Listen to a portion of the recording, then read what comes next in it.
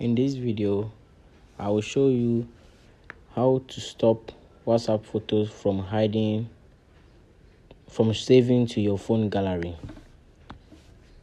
Some of you, maybe you are in a group and maybe they are sending photos, video, images, and all of them have been saving on your phone gallery and you don't want it.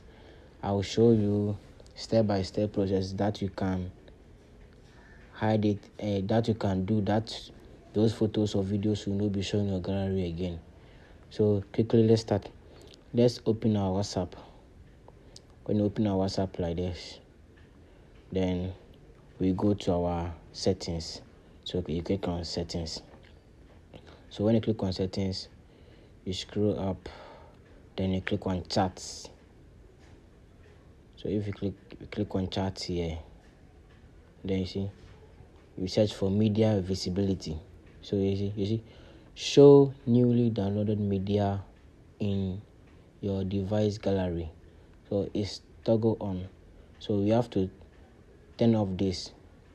So when we turn off this, when you turn off this, any video or image that they have been sent to you through WhatsApp will not show in your phone gallery unless you save it before it will show there.